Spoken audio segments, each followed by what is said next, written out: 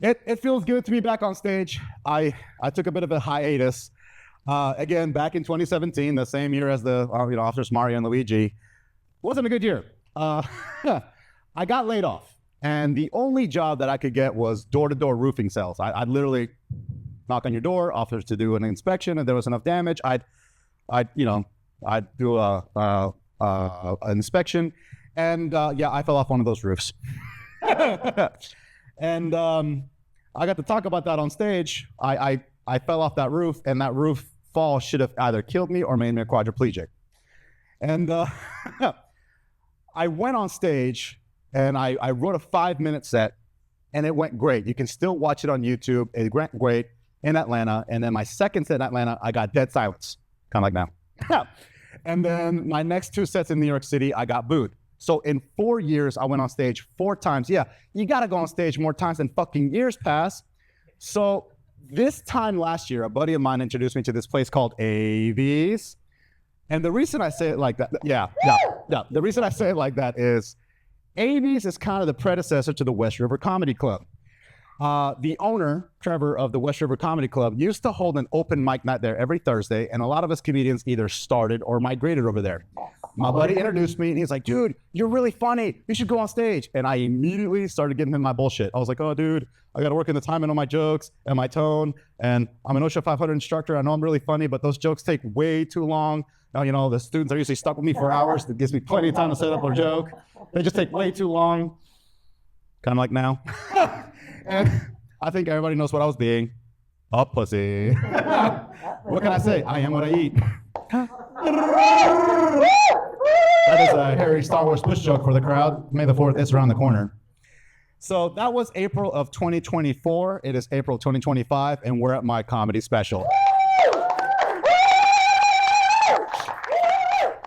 That last bit took a lot to set up. So I'm going to go, this next part is going to be rapid fire funnies. And I think I'm going to go with even more Mexican jokes, all right? Crowd participation. So some of these you may have heard, some of these you may have not. I'm working up towards something, working hard like the goddamn Mexican that I am. And on that note, how many Mexicans can you fit in the back of a work truck?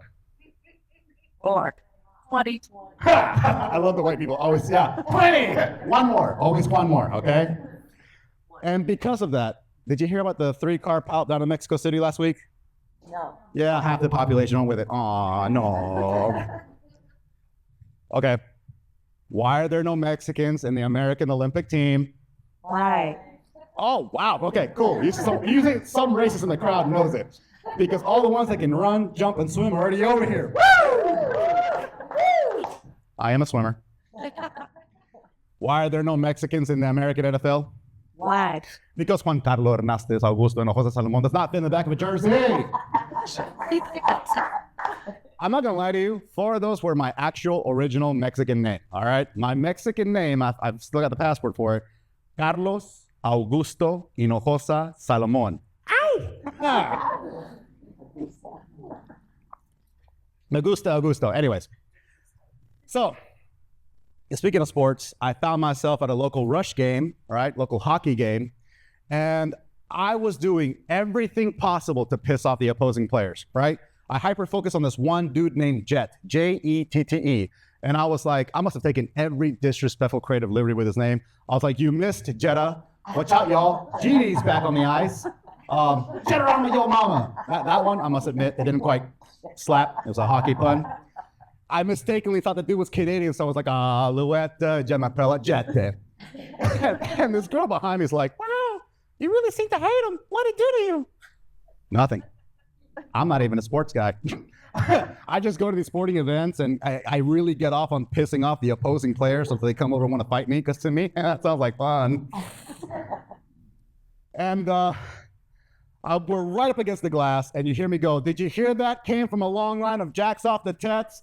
The Mexican wants you to come over the wall. And yeah, all the white people behind us just started dying at that joke, because white people, they love Mexican jokes that they don't feel comfortable making in public or while being recorded. And it's guaranteed some drunken guy at the break is going to come up to and be like, hey man, that Mexican wall thing was kind of funny. Can you do one of them Mexican war cries? Sure thing, Tipsy Pop Buck.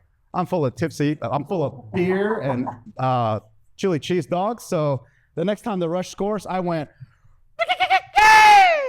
look over, my buddy thinks he popped Buck, and he missed it. He was on a cell phone. But it's okay, because the affirmation drunk white guys, by the way, I love that crowd reaction. Aww. He missed the Mexican war cry. The affirmation white guys behind us lost it.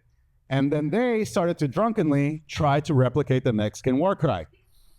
And failing hilariously at it with each attempt. But how the hell are you doing? I didn't realize that even to that, white people could be off cue and off beat. It reminds me of this TikTok a few years ago. I don't know if you saw it. I think it's like a bachelorette party. And these ladies got on like these stands, right?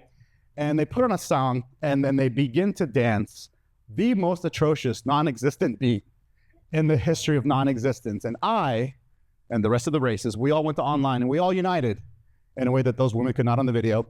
And we roasted them online. And then those white women and the rest of our white friends went back to living in their glorious whiteness. I had a manager at work hear that joke, and he was like, you know, if I made that same joke in reverse, I might lose my job. I was like, you know, if my legal brown ass gets illegally pulled over, I might get deported.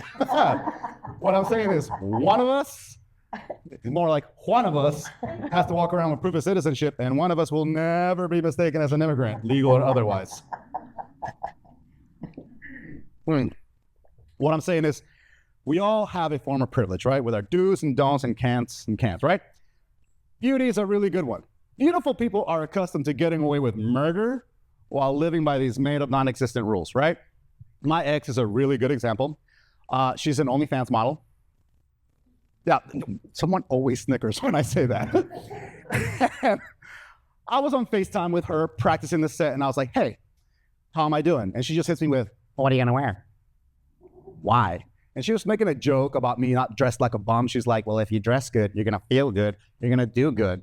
And it was at that exact moment that I made the executive decision to not only wear what I was wearing on FaceTime at home, on stage, and record it, but basically dress like the Mexican Lebowski. That might look familiar from the posters, right? All right, so on that note, cheers. Cheers.